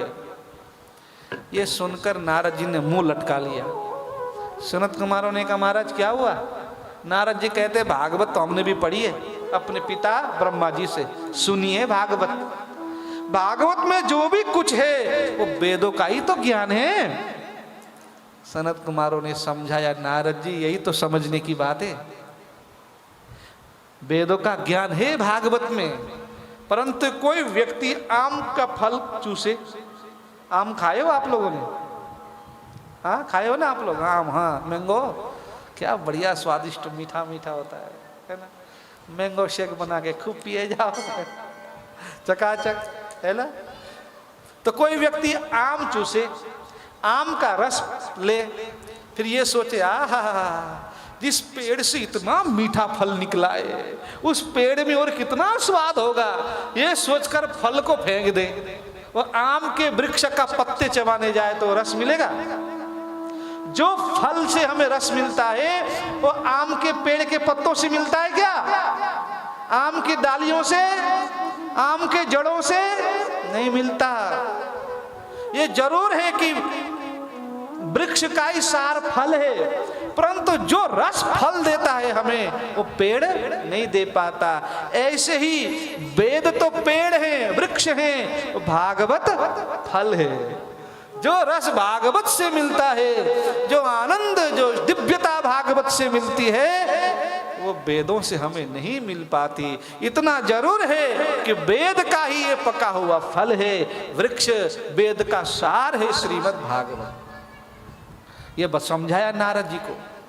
फिर कहा हर कोई जानता है घी किससे बनता है? दूध से बनता है ना? घी दूध से ही तो बनता है। पूड़ी सेक रहे हो, गरम गरम पूड़ी निकाल रहे हो घी में, पूड़ी सेकते सेकते घी खत्म हो जाए, फिर कह दो ना ओ भैया दूध से ही तो घी बनता है, बाकी की पूड़ी दूध से निकाल ले, तो निकाल लोगे? नहीं निकाल पाओगे। भले ही दूध से घी बनता हो, परंतु जो घी काम करता है वो दूध नहीं कर पाता, और जो दूध काम करता है वो घी नहीं कर पाता। इसलिए नारद जी आप समझो भागवत पका हुआ फल है। और नारद जी गदगद हो गए, महाराज आपसे बड़ा प्रवक्ता कहाँ मिलेगा, आप ही व्यास बन जाओ ना। सनत कुमार मान गए। बद्री नारायण से कहा बहुत ऊपर है बद्री नारायण, थोड़ा नीचे उतरो ना। सनत कुमारों से प्रार्थना की, सनत कुमार नीचे आए। हरिद्वार सप्तऋषि घाट आप गए होंगे, उसी के आसपास की कथा है ये। गंगा जी का पावन तट का ये स्थान बढ़िया है, आनंद नामक तट। नारद जी ने व्यासपीठ बनाया, कोमल कोमल बालुका है ना, गंगा मैया की बालुकाओं के ढेर बना, इकट्ठा करके ढेर बना दिया। इतनी अच्छी व्यवस्था थोड़ी थी महाराज, वहाँ गद्दे लगे, ये तकिए लगे, देखो आहा है ना, चकाचक बैठने के लिए, पंखे लगे, कूलर लगे। गंगा का पावन तट, अब बढ़िया महाराज रेत का ढेर करके व्यास भगवान को बिठा दिया, बैठो महाराज यही हमारा व्यासपीठ है। क्या बढ़िया कथा हुई, सामने कल कल करती गंगा बह रही है, इधर भागवती गंगा प्रकट हो गई। ऋषि मुनियों को पता चला सनत कुमार भागवत की कथा कर रहे हैं गंगा जी के पावन तट पर। ओ महाराज चल पड़े। भृगुरु वशिष्ठ शवन सगौतमो मेधा तिथिर दे बल दे बरातो। भृगु ऋषि, वशिष्ठ जी, च्यवन ऋषि, गौतम ऋषि, देवल ऋषि, परशुराम, विश्वामित्र, मार्कंडेय, व्यास भगवान, पराशर जी, जाजली ऋषि, जन्नु ऋषि। ओ महाराज एक से बढ़कर एक ऋषि कहां तक गिनाए, सब पहुंच गए कथा सुनने के लिए। महात्मा तो महात्मा ठहरे, कोई घंटा लेके आया, कोई शंख लेके आया महाराज, कोई मजीरा लेके आए, कोई चिमटा लेके आए। अब उसकी कथा तो शुरू हुई नहीं थी, ओ महाराज उठाया बड़ा शंख, एक शंख बजाने लगा, कोई महाराज घंटी बजाने लगे, कोई मजीरा बजाने लगे, कोई चिमटा बजाने लगे। गंगा किनारे जय जयकार की ऐसी उद्घोष प्रकट हो गई कि महाराज ऐसा लगा कि सब दौड़े कथा सुनने के लिए। उस समय भी ऐसे लोग थे भाई, हमें तो भाई गुलशन लाल अरोड़ा जी ने कार्ड भेजा ही नहीं, हम क्यों आए। उस समय भी थे ऐसे लोग। ऐसे लोगों को मनाने के लिए भृगु ऋषि जाते थे। भृगु नाम सुना है ना भृगु जी का, वो घर घर में गए और हाथ जोड़ के बोलते थे, महाराज जी कथा हो रही है गंगा जी के पावन तट पर, चलिए ना, बड़ा सुख मिलेगा। वो हाथ पकड़ कर लाते थे, वो लाके कथा में बिठाते। ये सेवा भृगु जी ने ले रखी थी। देखो, अरे पहले तो सेवा लूटी जाती थी, लोग सेवा के लिए पहले रोते थे, मुझे सेवा क्यों नहीं मिली। पर आजकल तो सेवा से भागते हैं महाराज, बोलने पर भी नहीं करते। पहले सेवा लूटी जाती थी। सबरी माता को देखा आपने? अरे ऐसी सेवा करती थी ऋषि मुनियों को पता भी नहीं चलता था। सारे ऋषि सो जाते, सवेरे हवन करते थे ऋषि, रात्रि को सवेरे उठ जाती, सब सो रहे होते तब ये उड़ती, जाके जंगल से संविदा बीन कर हर ऋषि की कुटिया के आगे चुपके से धर के चली जाती। ऋषियों को लगता कौन लुटेरा आ गया है भाई, हमारा पुण्य लूट रहा है, पता करो। ये सेवा देखो, जिस रास्ते से ऋषि मुनि नहाने के लिए पंपा सरोवर जाते थे, ऋषियों के उठने से पहले ही सबरी माता पूरे रास्ते को झाड़ू बुहार करके साफ करती थी, किसी ऋषि के चरणों में कांटे न चुभ जाएं, कंकड़ न चुभ जाएं। देखो, अरे सेवा तो चोरी कर ली जाती है, मिल जाए तो चुपके से कर दो, लेकिन अब तो कहाँ कर पाते हैं सेवा। सेवा के नाम से तो महाराज कांटे चुभते हैं। देखो उस समय तो सेवा मिल जाती तो लोग टूट पड़ते थे कि हमें मिल जाए सेवा ये, हमें मिल जाए सेवा ये। देखो यहाँ कथा में भृगु जैसे महात्मा ने सेवा ढूंढ ली। उसके बाद जैसे भागवत जी को विराजमान किया गया, जैसे किया था ना कल, ऐसे जैसे विराजमान किया गया, क्या हुआ? कहते गंगा आदि सारी नदियां आ गई। गंगा जी प्रथम है, सब नदियां आ गई, और पुष्कर आदि सारे सरोवर आ गए, कुरुक्षेत्र आदि सारे क्षेत्र आ गए, और महाराज समस्त दिशाएं आ गई, दंटक आदि सारे वन, जितने भी वन हैं सब कथा सुनने आ गए, और हिमालय आदि सारे पर्वत आ गए कथा सुनने के लिए, गंधर्व दानव सब कथा सुनने आए। आप कहोगे महाराज दिखाई तो दे ही नहीं रहे, वो सूक्ष्म रूप से आते हैं। जैसे भागवत जी विराजमान होती है, गंगा भी यही आती है, सारी नदियां, सारे वन, सारे पर्वत, सारे क्षेत्र, सारे तीर्थ सब विराजमान हो जाते हैं। इसलिए जीवन में कुछ करो या न करो, परंतु कहते हैं घर के अंदर भागवत का एक मूल पाठ अवश्य होना चाहिए। मूल पाठ घर के अंदर, घर में, क्योंकि सब कुछ वहीं आके विराजमान हो जाते हैं। अब सनत कुमारों ने कथा प्रारंभ की। महाराज सदा सेव्या श्रीमद् भागवती कथा, यस्या श्रवण मात्रेण हरिश्चित्तम समाश्रये। हे ऋषियों, भागवत की कथा का सेवन रोज करना चाहिए, रोज करना चाहिए। का क्या होगा? इसको श्रवण करने मात्र से ही हरिश्चित्तम समाश्रये, भगवान चित्त में आके विराजमान हो जाते हैं। बताओ कितनी बड़ी महिमा है, जिसको चित्त में लाने के लिए न जाने कितनी कितनी साधनाएं करनी पड़ती है। और अगर आप नित्य निरंतर भगवान का नाम जप कर लो, भगवान की कथा श्रवण कर लो, कहते चित्त में भगवान आके बैठ जाते हैं। बहुत सरल उपाय है, आप कर लो, देखना कहीं भटकना नहीं पड़ेगा। परंतु ये भी नहीं होता है, कहीं जाना नहीं पड़ेगा। नाम जप मत छोड़ो, हर समय अपनी जिह्वा से जो नाम आपको प्रिय है वो लेते रहो, लेते रहो। नाम जप के लिए कोई नियम नहीं है, शुद्ध अवस्था हो या अशुद्ध अवस्था हो, नाम किसी भी समय में लिया जा सकता है। इसको मत छोड़ो। जॉब करते हो, ऑफिस में बैठते हो, कारोबार में हो, कोई बात नहीं, सब काम करते रहो, नाम चलता रहे, नाम चलता रहे। देखना आहा, बड़ा ही आनंद होगा। सनत कुमार कहते हैं, ऋषियों, अश्वमेध सहस्राणि बाजपेया शतानि च सुख शास्त्र कथा याश कलाम नारहंति षोडशी। अद्भुत बात के हजारों अश्वमेध यज्ञ कर लो, सैकड़ों वाजपेय यज्ञ कर लो और एक श्रीमद् भागवत की कथा करवा लो या कथा श्रवण कर लो। कहते अश्वमेध यज्ञ और वाजपेय यज्ञ भागवत के 16वां अंश का पुण्य भी नहीं दे पाते हैं। बताओ और क्या चाहिए आपको।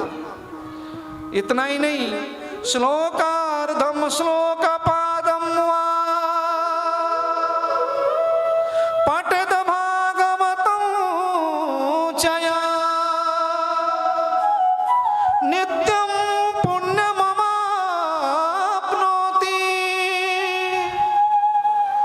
राजसूयाश्वमेधयो। ये बड़े पते की बात है। देखो जीवन में बहुत पुण्य अर्जित करना हो तो ये काम कर लो, 1 रुपया खर्च नहीं होगा। क्या करना? कहते श्रीमद् भागवत का एक श्लोक, ये आधा श्लोक, ये आधा का आधा श्लोक अगर नित्य अगर कोई भगवान के सामने खड़े होकर भगवान को सुनाता है तो रोज राजसु यज्ञ और अश्वमेध यज्ञ करने का पुण्य मिलता है उसको। बताओ कितनी बड़ी महिमा है। तो भागवत का एक श्लोक तो याद कर लो। याद है ना वो वाला, कृष्णाय वासुदेवाय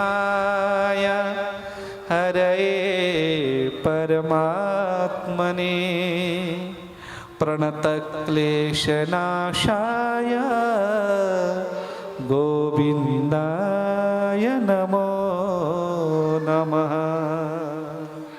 ये श्लोक याद है तो आते हो ना मंदिर, रोज सुनायो भैया को, है ना, रोज सुनाना माता जी को। देखना अश्वमेध यज्ञ राजसु यज्ञ का पुण्य उसको मिलता है। महाराज खूब भागवत की महिमा का गान हो रहा था। जो जीते जी जिसने भागवत कथा नहीं सुनी, कहते वो तो चलता फिरता मुर्दे के समान होता है। अरे उस मनुष्य को धिक्कार है। सनत कुमार कहते हैं हम नहीं कह रहे हैं, देवताओं की सभाओं में ये बड़े बड़े जो देवता है उसको धिक्कारते हैं। जैसे कथा हो रही थी ना, और जैसे यहाँ कथा हो रही हो, बीच में एक देवी 2 देवता प्रकट होकर कीर्तन करने लगे, और सबका ध्यान तो उधर ही जाएगा ना। ऐसे ही हुआ उस कथा में। कौन सा मंत्र का कीर्तन? श्री कृष्ण गोविंद हरे मुरारे हे नाथ नारायण वासुदेवा। कृष्ण गोविंद हरे मुरारी हे नाथ नारायण वासुदेवा। श्री कृष्ण गोविंद हरे मुरारे हे नाथ नारायण वासुदेवा। कृष्ण गोविंद हरे मुरारी हे नाथ नारायण वासुदेवा। हे नाथ नारायण वासुदेवा। नाथ नारायण वासुदेवा। हे नाथ नारायण वासुदेवा। नाथ नारायण वासुदेवा। श्री कृष्ण गोविंद हरे मुरारे हे नाथ नारायण वासुदेवा। कृष्ण गोविंद हरे मुरारे हे नाथ नारायण वासुदेवा। भक्ति सुतो तो तरुणो गृहीत्वा प्रेमैकरूपा साविरासी। श्री कृष्ण गोविंद हरे मुरारे नाथेति नामानि मुहुर्वदन्ति। श्री कृष्ण गोविंद हरे मुरारे हे नाथ नारायण वासुदेवा। इसी मंत्र का कीर्तन करते हुए एक देवी 2 देव पुरुष प्रकट हुए तो सब उधर देखने लगे। सनत कुमार तो समझ गए। सनत कुमार ने मुस्कुराकर नारद जी से पूछा, नारद जी जानते हो ये कौन है? नारद जी ने कहा कोई देवी देवता कथा सुनने आए। अरे कोई देवी देवता नहीं, तो ये भक्ति है, ये ज्ञान है और ये वैराग्य है। ओ महाराज, नारद जी गदगद। हाँ, जो वृंदावन में मूर्छित थे ये वो है? हाँ, ये वही है। अरे नारद जी गदगद हो गए। वाह, गजब हो महाराज। उनके नाम से कथा हरिद्वार में हुई और वहीं युवा होके प्रकट हो गए। इतनी बड़ी महिमा भागवत की देखो। ज्ञान बुढ़ा होना, वैराग्य बुढ़ा होने का मतलब है ज्ञान वैराग्य हमारे अंदर तो है, परंतु वृद्ध हो गए हैं, वो निष्क्रिय हो गए हैं, उनकी इंद्रियों में शक्ति नहीं है। इसलिए हमको पता है झूठ नहीं बोलना चाहिए, सबको पता है। बोलते हैं ना, क्यों? हमारा ज्ञान सोया हुआ है। सबको पता है भैया, समय का कोई पता नहीं कब जाना है हमको यहाँ से, परंतु फिर भी तो निंदा चुगली करने से बाज नहीं आते। फिर भी तो किसी की बुराई करनी हो तो बढ़िया चाय पी पी के करते हैं। क्यों? क्योंकि वैराग्य सोया हुआ है। तो कथा सुनने से फिर ये युवा हो जाएंगे, फिर हमारे अंदर आत्मशक्ति बढ़ेगी, आत्मबल बढ़ेगा। फिर अगर मन में ठान लिया कि आज से हम भजन करेंगे, तो कितने भी विघ्न बाधाएं आ जाएं, फिर आप भजन से उठोगे नहीं, रोज भजन में बैठोगे, क्योंकि आपका वैराग्य, आपका ज्ञान पुष्ट होता है अंदर। तब ये पुष्ट तब होता है जब जीवन में कथा और सत्संग आता है। श्री कृष्ण गोविंद हरे मुरारे, नाथ नारायण वासुदेवा। श्री कृष्ण गोविंद हरे मुरारे,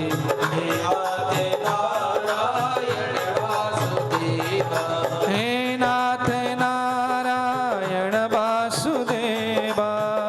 हे नाथ नारायण वासुदेवा, हे नाथ नारायण वासुदेवा।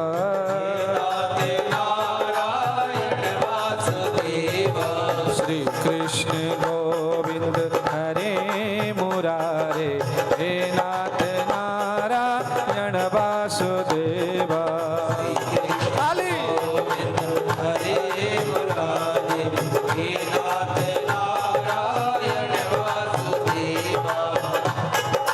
भक्ति ने कहा महाराज इधर देखो, देवता बैठे, इधर देवियां बैठी, इधर ब्राह्मण बैठे है ना, इधर ऋषि मुनि बैठे, मेरे लिए आसन नहीं लगाया? सनत कुमार कहते देवी तुम्हारे लिए हमने पहले आसन लगाया है। कहाँ लगाया है? सनत कुमारों ने कहा निरंतरम वैष्णव मानसानी। देवी जितने भी भक्त कथा सुनने बैठे वैष्णव जन, उनके हृदय में आसन लगाकर आप बैठ जाओ। जहां भक्ति गई पीछे पीछे दोनों बच्चे ज्ञान वैराग्य। हरि बोल। श्री कृष्ण गोविंद हरे मुरारे, हे नाथ नारायण वासुदेवा।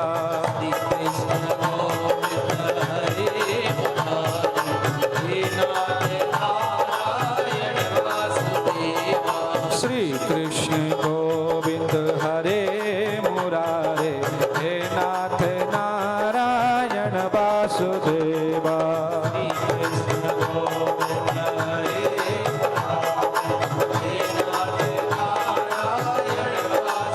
सकल भुवन मध्ये निर्धनास्ते पिधन्या, निवसत हृदयेषां श्री हरिर्भक्तिरेका।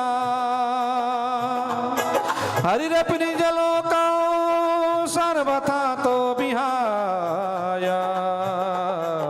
प्रविशत हृदि तेषां भक्ति सूत्रोपनद्धा। तीनों लोकों में वो धन्य है जिनके हृदय में भगवान की भक्ति बसती हो।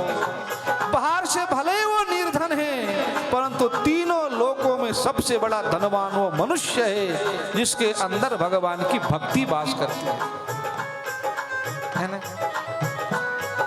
जिसके हृदय में भक्ति बसती है भगवान अपने धाम को छोड़कर उस हृदय में आके विराजमान हो जाते हैं। इसलिए सबसे बड़ा धन क्या है? भक्ति का धन है, भजन का धन है। ये धन कभी नाश नहीं होते, भजन रूपी धन। तो इसलिए इसको खूब कमाओ, खूब कमाओ, है ना? करते हो ना? कितने लोग नाम जप करते? हाथ खड़ा करो निशिंग वालों। सारे ही करते हैं, वाह बहुत अच्छा है। हमारे महापुरुष कहते हैं ना वृंदावन में, भजन और भोजन इसमें केवल एक मात्रा का ही अंतर है। भजन में कोई मात्रा नहीं है और भोजन में मात्रा है, भो ओकार का मात्रा है। तो इसी से समझ जाओ, भजन के लिए मात्रा नहीं होनी चाहिए, भजन अनलिमिटेड होना चाहिए। भोजन में मात्रा होना चाहिए, लिमिट होना चाहिए। आज उल्टा हो गया है, भोजन तो अनलिमिटेड चलता है, भजन के लिए तो 2 माला जपे हम, है ना? बस हाँ, ये हो गया है। वो भोजन तो सवेरे से चल रहे हैं महाराज, रात जब तक नहीं सोएंगे तब तक चलते ही रहते हैं।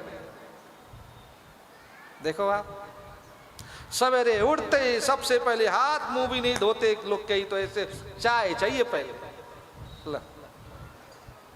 चाय मुंह तक नहीं धुलते, सबसे पहले चाय चाहिए। उठते ही शुरू हो जाते खाना पीना, जब तक नींद नहीं आती तब तक खाते ही जाओ, खाते ही जाओ। ध्यान रखो, भजन करते जाओ, करते जाओ, करते जाओ, इसको रोको मत। परंतु भोजन तो मात्रा में ही अच्छा लगता है, अच्छा है, और भजन की मात्रा नहीं होना चाहिए। इसलिए भोजन में मात्रा है और भजन में मात्रा नहीं है, समझ गए? इसलिए खूब करो, इसके लिए कोई नियम मत बांधो। हमारे बीच में हमारे प्रिय माधव जी वृंदावन से आए हुए हैं, हमारे नन्हे मुन्ने प्रीत बिहारी जी के लाडले प्यारे, मधुर बिहारी जी के लाडले, गुरुदेव भगवान के हमारे लाडले प्यारे। बहुत वहाँ रौनक लगाते हैं महाराज, वहाँ कीर्तन होता है ना रोज मधुर बिहारी जी के प्रांगण में, खूब वहाँ राधा नाम कीर्तन पद गायन करके मधुर बिहारी जी को सुनाते हैं, है ना? इनके पिताजी हमारे गौरव भैया, माताजी प्रीति जी, इनके दादाजी हमारे किशन लाल जी अरोड़ा जी, सब महाराज इन्होंने अपना जीवन वृंदावन में समर्पित कर दिया है। खूब प्रभु को लाड लड़ाते हैं। ठाकुर जी को देखकर आपको लग ही रहा होगा, देखो है ना कितने प्यारे, हमारे नाम भी इतना प्यारा रखा हुआ है, प्रीत बिहारी। तो प्रीत बिहारी, इनके भाव हम लोग श्रवण करें थोड़ी देर। बहुत सुंदर सुंदर भाव, और माता पिता ने इनको ऐसे संस्कार दिए हैं, ऐसा लायक बनाया है, गाते बड़ी मधुर है, आवाज़ भी बड़ी मधुर है। ठाकुर जी की बड़ी कृपा है, श्री जी की बड़ी कृपा, गुरुदेव का आशीर्वाद। तो सुंदर भाव सुनाने जा रहे हैं।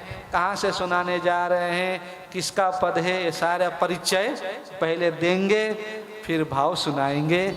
आइए हमारे प्रिय मधुर कार्षणी माधव जी। बोलो श्री सद्गुरुदेव भगवान की जय, श्री मधुर बिहारी लाल की जय, श्री प्रीत बिहारी सरकार की जय। सर्वप्रथम मैं अपने सद्गुरुदेव भगवान के चरणों में नमन करता हूँ। व्यासपीठ पर विराजमान पूजनीय बाबा जी के चरणों में नमन वंदन करता हूँ। तो आइए आज हम श्री जी के चरणों में पद की हाजिरी लगाएंगे। आवती श्री वृष भानु दुलारी, आवती श्री वृष भानु दुलारी, आवती श्री वृष भानु दुलारी। रूप रा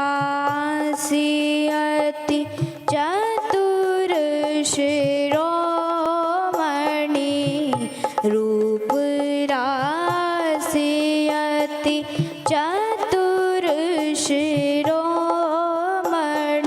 अंग अंग सुकुमारी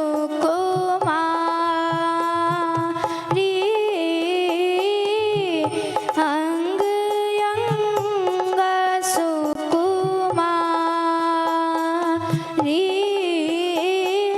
प्रथम उवटी जन करी सजित प्रथम उवटी जन करी सजित नील वरण तन सारी नील वरण तन सारी आवती श्री वृषभानु दुलारी आवती श्री वृषभानु दुलारी गूंथित अलक तिलक कृत सुंदर स्थित अलक तिलक कृत सुंदर सिंदूर माग सवारी सिंदूर माग सवारी मृगज समान नैन अंजन जूत मृगज समान नैन अंजन जूत रुचिर रेख अनुसारी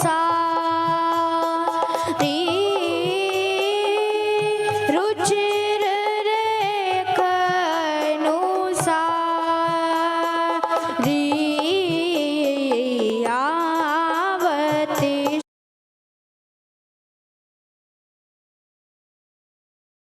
नाम जप, इसको पकड़ लिया आपने तो आपका जीवन सुधर जाएगा। बस काम करते चलो, नाम जपते चलो, हर समय प्रभु का ध्यान धरते चलो।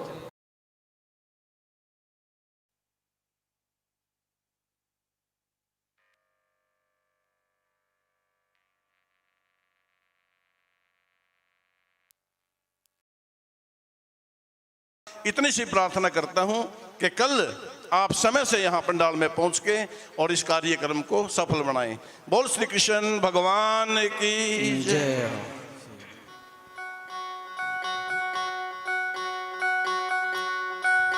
श्री भागवत भगवान की है आरती, पापियों को मिटाने वाला, हर दर्श कराने वाला, ये सुख करनी ये दुख हर